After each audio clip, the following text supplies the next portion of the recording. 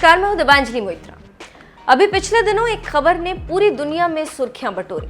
खबर थी कि ऑस्ट्रेलिया चीन की ताकत को कम करने के लिए समुद्र में अपनी ताकत बढ़ाएगा और ये ताकत ब्रिटेन और अमेरिका देगा। मतलब ये कि दोनों देश ऑस्ट्रेलिया को AUKUS के तहत सबमरीन के लिए टेक्निक देंगे और ऑस्ट्रेलिया अपना न्यूक्लियर सबमरीन बनाएगा। बस इसी बात से पूरी दुनिया में हलचल है। जानकारों की माने तो ये पनडुब्बियां न केवल ज्यादा तबाही मचा सकती हैं, बल्कि इनका रखरखाव भी कम होता है। इतना ही नहीं, परमाणु शक्ति से संचालित पनडुब्बी किसी परंपरागत या डीजल इलेक्ट्रिक पनडुब्बी की तुलना में ज्यादा दिनों तक पानी के नीचे रह सकती। पनडुब्बी का निजात करने वाले वैज्ञानिकों ने जब परमाणु को विभाजित किया, तब उन्हें यह महसूस हुआ कि हम इसका बम बनाने के अलावा भी किसी काम में इस्तेमाल कर सकते हैं। इससे बिजली पैदा किया जा सकता था। बस इसी सोच ने क्रांति ला दी और वैज्ञानिकों ने लाजवाब आविष्कार किया। और अब उन्हीं वैज्ञानिकों की ये परमाणु रिएक्टर पिछले 70 सालों से दुनिया भर के घरों और उद्योगों को बिजली दे रहे हैं। परमाणु पनडुब्बियां भी इसी तकनीक से काम करती।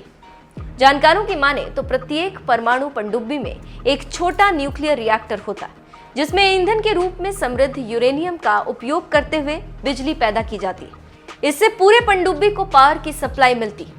हम सबसे पहले परमाणु पनडुब्बी डीजल इलेक्ट्रिक में क्या अंतर होता है ये बताते हैं, जिससे आप सही तरीके से इसे समझ सकें। जानकारों की माने तो एक साधारण पनडुब्बी या डीजल इलेक्ट्रिक पनडुब्बी बैटरी चार्ज करने के लिए डीजल जनरेटर का उपयोग करती है। इस बैटरी में स्टोर हुई बिजली का उपयोग मोटर चलाने के लिए किया जाता है। किसी दूसरी बैटरी की तरह इसे रिचार्ज करने के लिए स्नॉर्कलिंग प्रक्रिया को पूरा करने के लिए पनडुब्बियां समुद्र के नीचे से सतह पर आती, और जब वो सतह पर आती हैं तभी सबसे अधिक खतरा रहता है, क्योंकि दुश्मन देश की नजर पनडुब्बी पर पड़ती। इसके साथ ही साथ खोजी विमान या युद्धपोत उन्हें आसानी से देख सकते हैं। इसीलिए हर देश अब परमाणु स्वचालित पनडुब्बी बना रहा है, क्योंकि उसे लगता है कि अब युद्ध समुद्र में होने वाला, इसीलिए समुद्र की सुरक्षा में पीछे ना हो जाए। इसीलिए हर देश पनडुब्बी बनाना चाहता है और बना भी रहा है, जिसमें भारत भी पीछे नहीं।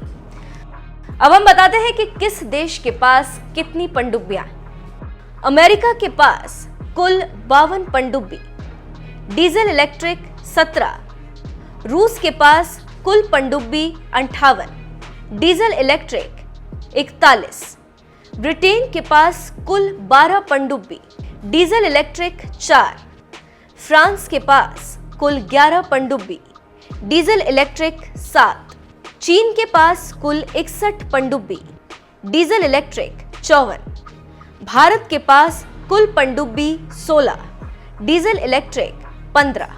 तो अब आप समझ चुके होंगे कि परमाणु पनडुब्बी और समुद्र में कौन कितना ताकतवर है। इसके साथ ही साथ हम ये भी बताते चलें कि परमाणु पनडुब्बी बनाने का विचार सबसे पहले 1939 में अमेरिका के नेवल रिसर्च के वैज्ञानिक को आई। उस वैज्ञानिक का नाम था रॉस गन। रॉस गन ने ही पहली बार इस मॉडल को प्रस्तुत किया। उसके एक दशक बाद जुलाई 1951 में अमेरिकी कांग्रेस ने पहली बार परमाणु पनडुब्बी के निर्माण के लिए मंजूरी दी। तब जाकर पहली बार परमाणु पनडुब्बी का रिएक्टर बनाने का काम शुरू हुआ, जिसके बाद 30 सितंबर 1954 में USS नॉटलस SSN 571 नाम की पहली परमाणु पनडुब्बी को अमेरिकी नौसेना में कमीशन किया गया। और आज क्या है ये आप जान सकते हैं, क्यों होड़ मची है ये भी आप समझ सकते हैं।